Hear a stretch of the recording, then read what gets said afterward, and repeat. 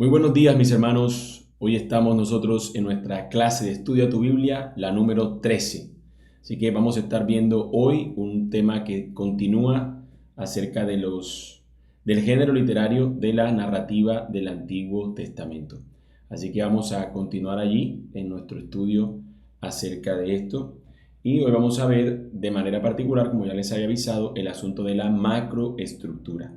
Así que podamos nosotros estar eh, dispuestos a aprender, a estudiar acerca de lo que implica este asunto, aunque ya en los evangelios lo estuvimos viendo. La macroestructura nos referimos a toda la estructura grande de todo el libro. Así que se va a requerir algunas particularidades, tener en cuenta algunas cosas, porque nos va a ayudar a entender todo el texto, todo el libro, para saber hacia dónde nos está llevando, para cuando estemos en cada uno de los capítulos, sepamos qué nos está intentando comunicar y podamos precisar en la estructura que tiene ese capítulo, poder entenderlo porque hay una estructura mayúscula mayor a la que nos está llevando nuestro texto. Así que antes de continuar, como siempre empezamos con la previa, es decir, lo que hemos visto, lo que hemos dejado del día anterior, como tarea que nos va a ayudar en el entendimiento de nuestra lección del día de hoy. Así que la tarea del día de ayer fue o la que he dejado es que debimos haber hojeado el libro de Josué. Sabía que de un día para el otro quizás no le iba a dar a usted el tiempo de poder leerse los 24 capítulos del libro de Josué, pero al menos sí sería bueno que usted pudiera haber hecho el ejercicio de ver de qué se iba tratando, quizás ver los subtítulos que la versión de la Biblia que usted haya leído le pone. Pero por lo menos yo le dije que de los capítulos 1 al 12 se veía algo, de los capítulos 13 al 22 veíamos otro aspecto y del 23 al 24 teníamos una especie de conclusión.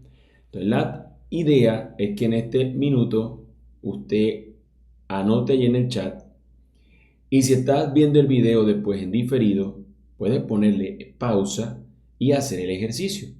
La tarea es ponle un título de una sola frase corta a cada una de estas partes. ¿Qué vemos de los capítulos 1 al 12? ¿Qué vemos de los capítulos 3 al 22? ¿Y qué vemos de los capítulos 23 al 24? Así que esa es la tarea y tenemos un minuto para hacerlo, ¿ok? Así que ahí se las dejo. La tareita, tómese un minuto y hágale.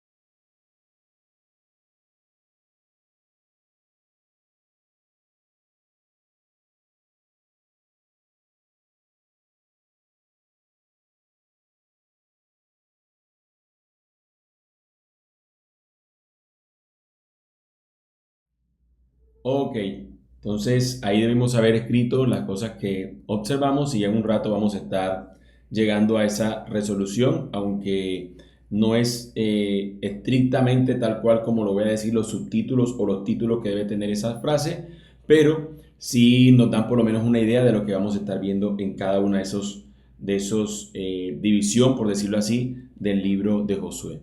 Continuando con lo que vemos en nuestra clase, en esta clase, quisiera que tuviéramos esto como una ilustración que nos va a ayudar en cuanto a la macroestructura, sobre todo en el libro de Josué. Y es que hagamos un versus entre una película de acción y un documental acerca de una herencia. Hagan de cuenta que usted va al cine y en el cine de repente te fuiste a querías ver una película de acción, te metiste ahí, hay explosiones, hay todo el tiempo, hay un ritmo acelerado, el protagonista tiene que vencer a algunas personas que son unos villanos y está haciendo todo el tiempo un movimiento hacia ese asunto te mantiene todo el tiempo atrapado, es emocionante ver la próxima aventura que va a estar haciendo el protagonista, pero de repente a mitad de la película dura 1 hora y 30. Pasado 45 minutos, de repente cambia la película y quedas sorprendido.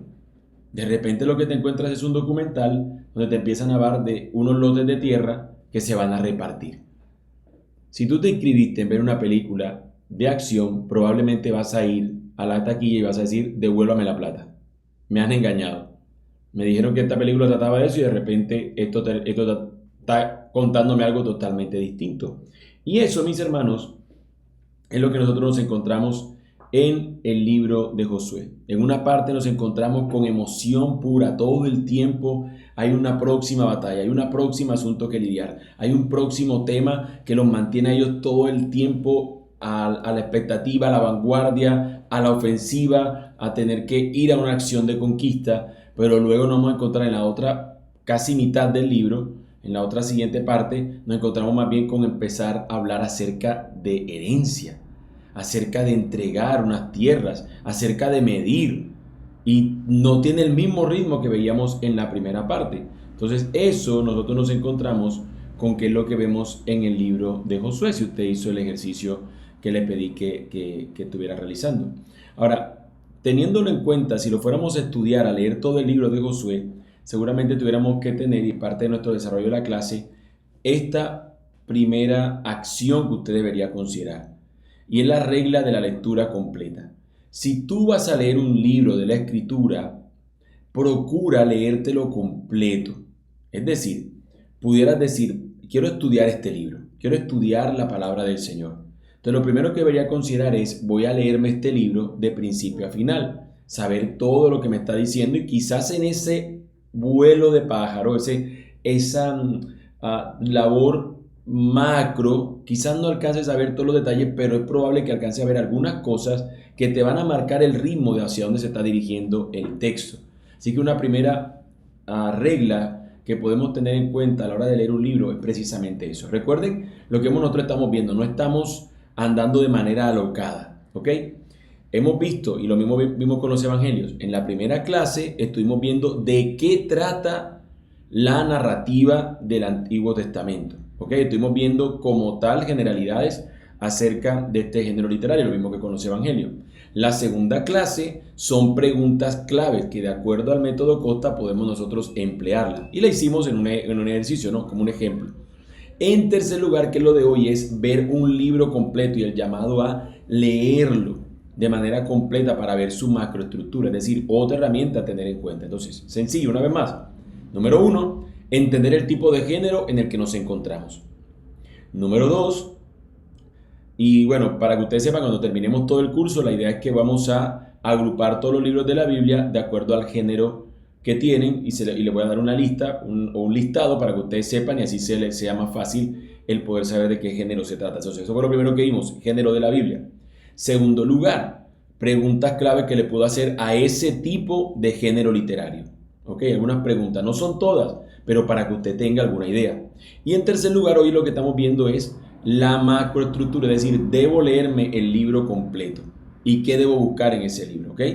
Y en cuarto lugar, que lo vamos a ver mañana, es ya la aplicación de todo lo que hemos visto, tratando de recogerlo, teniendo en cuenta ya la macroestructura del libro, aplicarlo a un pasaje en particular para poder entenderlo mejor. Así que para que usted no se pierda que pronto, ¿y por qué esto y por qué lo otro? Este es simplemente el orden que estamos viendo. Así que la regla fundamental para poder entender un libro de la Biblia, ya entendiendo en cuenta qué género es, teniendo en cuenta qué pregunta le puedo hacer, lo otro que considerar es poder leerme el libro desde el principio hasta el final de manera completa. Así que para cada género histórico, la única manera de encontrar el verdadero contexto literario es leer todo el libro una y otra vez. De ser necesario, léalo más de una vez. Pero a veces no nos da tiempo, pero puede hacer el ejercicio. Dedíquese, léalo una vez, otra vez y luego empiece a hacerlo de manera detenida, parte por parte, y seguramente podrás entender cuando leas la escritura. No puedes conocer los grandes temas de una narración leyendo solamente un versículo al día. No lo vas a poder entender. Tienes que conocer los arcos argumentales de todo el libro, es decir, cómo el libro se está moviendo y hacia dónde nos está dirigiendo. Ahora, la siguiente consideración, y es, ya habíamos visto esta definición, pero es buscar la macroestructura. ¿Qué es la macroestructura? Bueno, nosotros ya sabemos lo que es la estructura.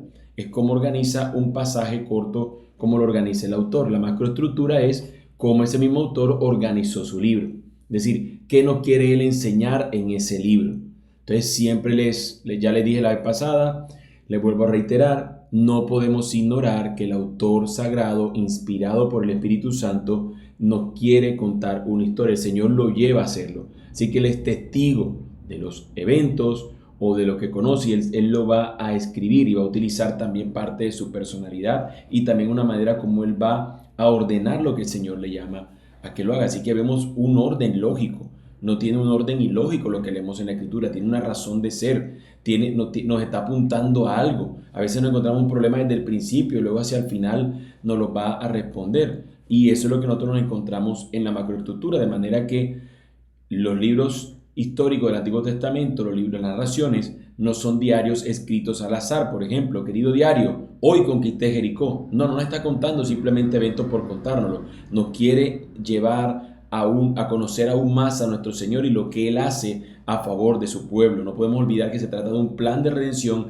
que se está gestando, cómo Dios salva a su pueblo. Y en este caso particular tiene algo que ver mucho con la tierra, que seguramente usted ya se dio cuenta. Y es la conquista de la tierra, es la heredencia o el recibimiento de la tierra como heredad. Así que los autores sagrados fueron cuidadosamente gente que editó, es decir, consideró lo que iba a escribir para que se pudiera entender bajo un aspecto lógico. Te va a leer el texto y lo pueda entender. Así que el autor decidió agrupar eventos por temas, por épocas y contárnoslo, enseñándonos lo que Dios quería que fuese enseñado a través de esta estructura también lógica.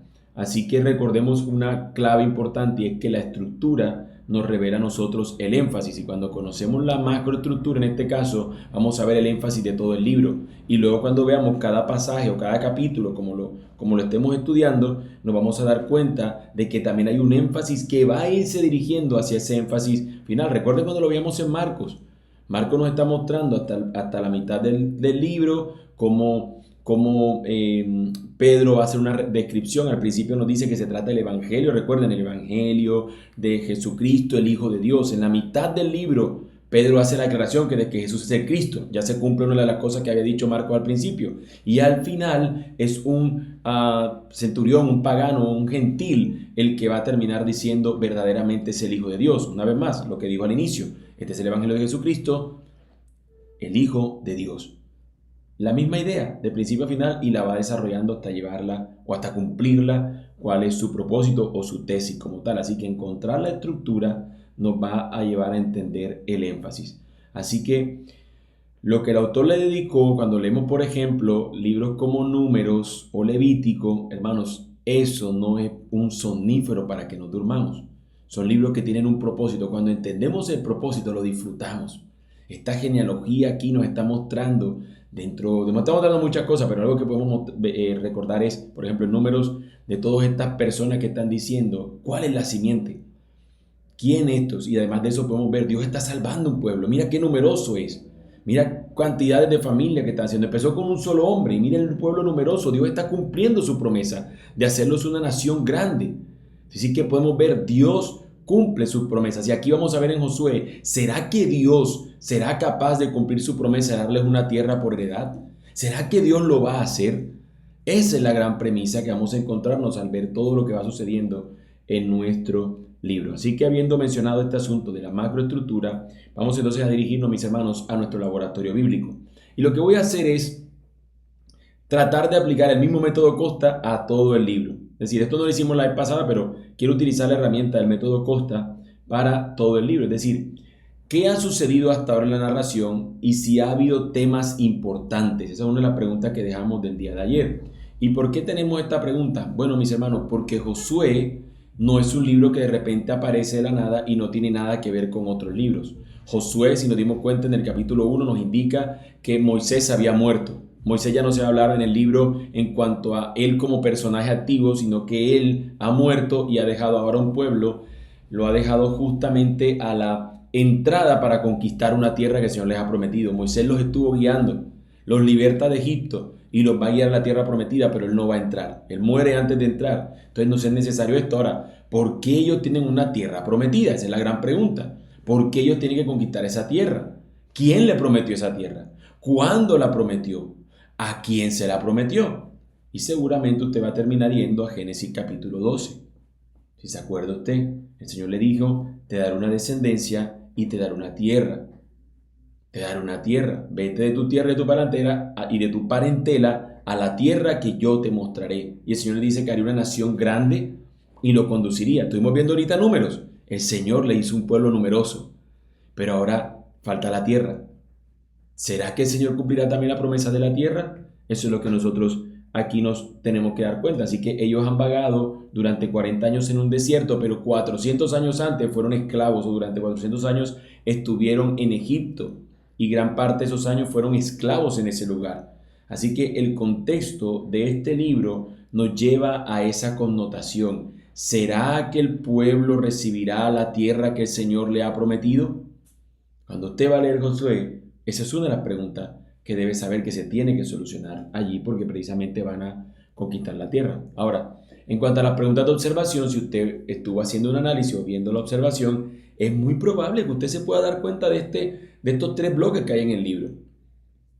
Es más, hay algunos que dicen que hay cuatro, que del 1 al 6 o del 1 al 5 lo dividen, y luego uno del 6 al 12, y luego otro del 13 al 22 y otro del 23 al 24. Pero creo que con tres podemos ver básicamente en el primer bloque todo este asunto. En los primeros versículos vemos que el Señor llama a Josué y lo comisiona y todos los demás para luego llevarlo a la conquista de la tierra, pero creo que puede entrar ese aspecto. Entonces ahorita usted anotó algunos asuntos y simplemente lo que yo quise poner es que en este primer bloque se trata de la conquista, es decir, entrando a la promesa, entrando a la tierra prometida. Para luego vemos de los versículos 13 al 22 la repartición de la tierra, es decir, heredando la promesa. La primera, el Señor hizo una promesa, estamos entrando a cumplirla, a verla cumplirse. Ya en la demás empiezan a recibirla como herencia. Y en los capítulos 23 al 24 es la despedida de Josué, la despedida de nuestro libro. Y ahora es el llamado a ellos vivir el pacto para poder retener los beneficios de esta promesa. Recuerden que el Señor les dijo, tienen que serme fieles.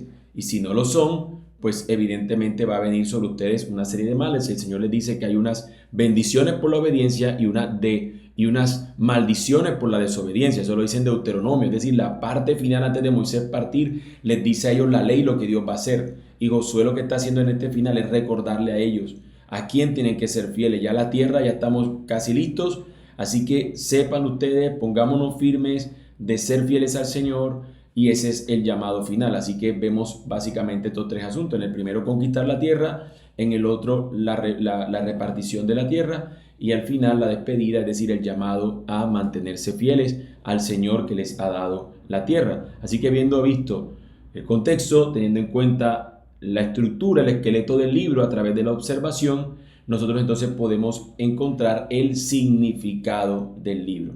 ¿Por qué el autor incluyó esa parte que parece el documental de una herencia y no simplemente se mantuvo en acción, como en una película de acción de conquista? Bueno, fíjense cómo termina la segunda parte, casi la segunda parte del libro, capítulo 21, versículos 43 al 45. Yo espero que usted cuando está estudiando su Biblia, que es lo que se llama esta clase, usted tenga su Biblia al lado, ¿no? Pero leyendo Josué 21, del 43 al 45 nos dice, de esa manera el Señor dio a Israel toda la tierra que había jurado dar a sus padres, y la poseyeron y habitaron en ella. Y el Señor les dio reposo en derredor, conforme a todo lo que había jurado a sus padres. Ninguno de sus enemigos pudo hacerles frente. El Señor entregó a todos sus enemigos en sus manos. No faltó ni una palabra de las buenas promesas que el Señor había hecho a la casa de Israel. Todas se cumplieron. La promesa que el Señor les había hecho, el Señor la cumplió. Y fíjense lo que nos dice de esta promesa, y quiero que lo tengan en cuenta porque ahora lo vamos a llevar a la parte de teología bíblica.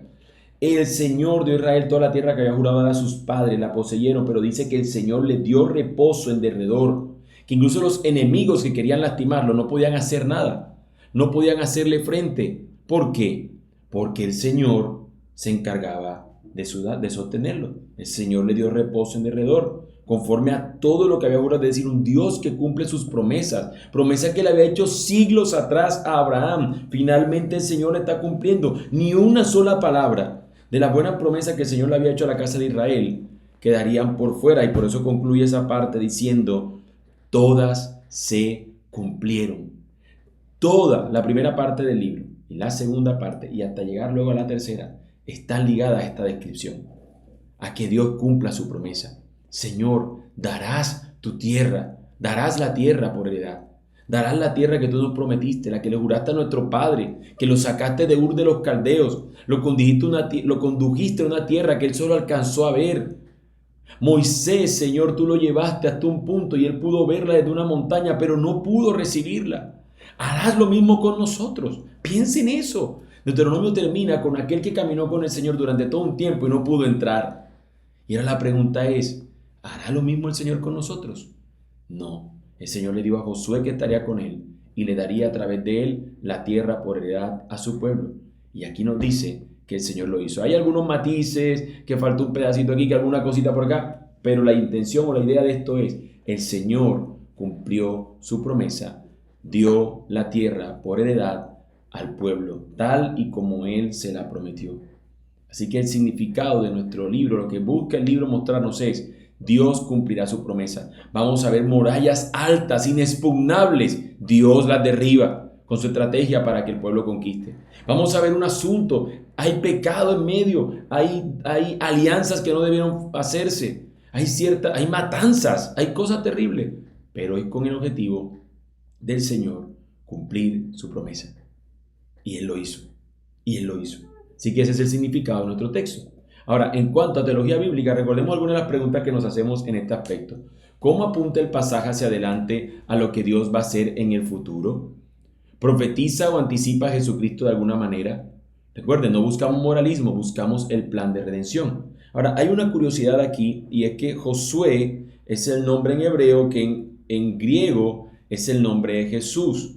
Es decir, es el mismo nombre por decir una manera. Ahora, eso no significa porque de pronto aparecen otros personajes llamados de la misma manera y no quiere decir que entonces la conexión inmediatamente sea con Jesús. Pero sí podemos ver un aspecto, mis hermanos. Y es que el Josué del Antiguo Testamento, es decir, el líder del Antiguo Testamento, Josué, pelea por su pueblo y los introduce a un reposo físico, en una tierra física, pero ellos la terminarían perdiendo por causa del pecado. Pero nosotros tenemos a un mayor y mejor Josué, nuestro Señor Jesucristo. Él peleó a nuestro favor en la cruz. Él venció, Él solo peleó. Nosotros no lo hicimos. Josué necesitó del pueblo para pelear. Él lo lideró, pero Él tuvo que pelear. En cambio, nuestro Señor es un mejor y mayor Josué. Él peleó por nosotros. Él conquista, Él vence a sus enemigos. Y ya no hay para nosotros ninguna condenación para los que están en Cristo Jesús. Él nos ha dado reposo, como nos dice Hebreos 4. Él nos introdujo al reposo del Señor y nos ha prometido una herencia eterna que nadie nos puede quitar, ni siquiera el pecado. Mientras que Josué, aunque condujo al pueblo a la tierra prometida, él no pudo garantizar que el pueblo la consiguiera, la obtuviera para siempre, sino que el pueblo terminó perdiéndola y terminó exiliado y terminaron muchos siendo arrasados por causa del pecado. Pero nuestro Señor nos garantiza que su victoria es plena y total. Y aunque venga la muerte, aunque el pecado sea intenso, aunque el enemigo mismo nos ataque, el Señor promete sostenernos. El Señor promete y nos garantiza que nosotros juntamente con Él seremos coherederos. Bendito sea el Dios y Padre de nuestro Señor Jesucristo, que nos ha bendecido con toda bendición espiritual en las regiones celestiales. Son herencias garantizadas. Son herencias dadas por el Señor. Y Él promete: a los vencedores le daré a comer del fruto del árbol, a que vayan a estar en el lugar, en el jardín del cual nosotros hemos salido en el principio. Así que el Señor nos promete una tierra y garantiza que nunca jamás seremos expulsados de ella, porque allá el pecado no existirá. Josué, su labor fue buena, pero fue incompleta. No pudo eliminar el pecado de su pueblo. Por más que les invita al final a decirle: yo no sé qué harán ustedes, pero yo y mi casa serviremos al Señor, eso no fue suficiente. Las siguientes generaciones se perdieron, pero el Señor garantiza que los suyos heredarán la tierra para siempre. Es un mejor y mayor Josué. Así que cuando estemos estudiando, si algún día estudiamos el libro de Josué, si usted lo lee y lo estudia en su casa, si algún día es una serie de predicación, vamos a ver esto. Nuestro Jesús es un mejor y mayor Josué. Él nos garantiza. No habrá pecado que nos interrumpa nuestra eterna posesión, que es Él con nosotros. No habrá nada que lo interrumpa. Así que, mis hermanos, no queda otra cosa más que meditar, aterrizar este texto en la aplicación de todo esto que hemos visto. Así que la pregunta que tenemos como de esa pregunta de aplicación, de las que veíamos ayer como preguntas claves, es ¿cómo desafía este pasaje tu comprensión sobre quién es Dios y cómo es Él? ¿Y hay alguna actitud o comportamiento que necesites cambiar? Entonces son dos preguntas que dejamos de ayer de las preguntas clave, las podemos utilizar acá. Y la pregunta es, o la consideración es, si la macroestructura de Josué y la obra de Jesús nos enseñan que el fin último de Dios es darnos reposo y cumplir sus promesas, yo les hago esta pregunta. Si al final el Señor quiere que nosotros disfrutemos de Él como nuestro reposo, ¿cuál es esa actitud de ansiedad o esfuerzo en tus propias fuerzas que necesitas rendir hoy ante Jesús? Si nos muestra todo esto, que el plan del Señor es conducir a su pueblo a una tierra para que finalmente reciban el reposo que el Señor les había dado después de 40 años en el desierto. Si al final el Señor quiere llevarnos a eso, ¿cuál sería esa actitud ansiosa que vale la pena hoy tener comparado con esta enorme promesa que tenemos de parte de nuestro Dios? Meditemos en eso. Meditemos en eso. Tómate un tiempo y medita en ello. Así que piénsalo. Este libro desafía nuestra idea de un Dios que solo nos quiere en una guerra constante. Él es un Dios que pelea la batalla por nosotros para poder regalarnos una herencia. La actitud que debemos cambiar es nuestro agotamiento como un asunto de batalla espiritual, de querer ganarnos nuestra bendición a través de nuestros esfuerzos. Y lo que consiste esto más bien es que nosotros descansemos en lo que Él ya hizo por nosotros, para salvarnos, pero para ahora darnos esa herencia, esa promesa que tenemos, como diría Pedro en la primera carta que le escribe. No, tenemos una herencia incorruptible, algo que no se marchita, una herencia que no se oxida, una herencia que es para siempre y que es real. Y a través de ello Él dice que todo sufrimiento debería ser rendido, porque al final tenemos esa herencia de parte, esa promesa, esa esperanza viva de esa heredad que el Señor nos dará. Así que, mis hermanos, habiendo tenido esto en cuenta, viendo toda la macroestructura y lo importante que es tenerla, descubrirla, lo importante que es para el desarrollo o para el estudio de un pasaje. Así que, teniendo esto en cuenta, yo quisiera dejarles esta tarea práctica para el día de mañana, que vamos a analizar un pasaje completo, utilizando todo lo que hemos visto hasta ahora, teniendo en cuenta la macroestructura, teniendo en cuenta las preguntas claves, teniendo en cuenta que es una narrativa y los aspectos que se tienen de narrativa. Lo que vamos a hacer es que vamos a estudiar el capítulo 7 de Josué. Así que esta tarea tiene que hacerla. Lea el capítulo completo de Josué, capítulo 7 de Josué, ¿ok? Y la pregunta, por lo menos, que va a escribir ahí en el chat mañana, que tiene que tener en cuenta es: ¿cuál es el conflicto o punto culminante en este pasaje? ¿Cuál cree usted que es el énfasis? Teniendo en cuenta todo lo que hemos visto en la macroestructura y en todos los demás elementos, haga el análisis usted previo y dígame mañana, ¿cuál es el conflicto aquí? ¿Cuál es el problema aquí? ¿Qué pasa? ¿Cuál es el problema aquí? ¿Dónde va a estar la solución? Recuerden la trama que estuvimos viendo al principio. Haga el ejercicio de la trama. ¿Dónde está la ambientación? ¿Dónde está el problema? ¿Cuál es el punto climático? Es decir, ¿qué pasa si este asunto permanece? ¿Qué es lo que está en juego? Póngalo ahí en la punta de la montañita, por decirlo así, que fuéramos llevándote una montañita. Y luego, ¿cómo Dios soluciona el problema?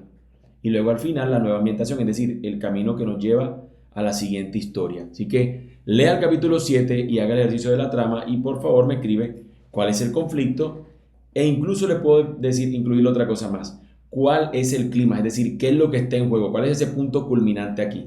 ¿Sí? ¿Qué es lo que está en juego aquí? ¿Qué pasaría si ese problema no se resuelve? Si no lo resuelve, ¿qué podía suceder? ¿Ok?